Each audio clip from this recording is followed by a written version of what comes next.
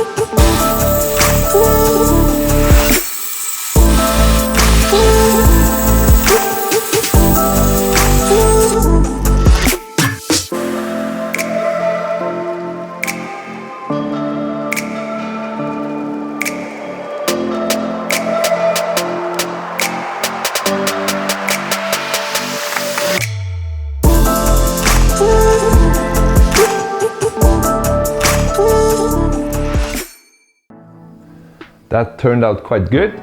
Here are the end caps to hold the rod in place. Here's the dowel rod itself. Now we only have to install it. Let's get started.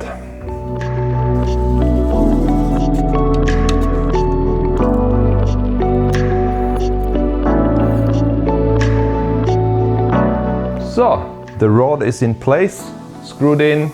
And now it's time that the kids can actually hang up their clothes. That works. Slide, easy to take out, easy to put in. All done.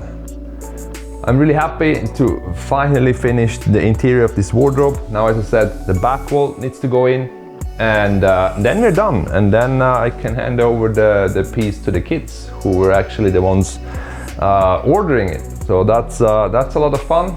See you guys in the next video. Thanks for watching.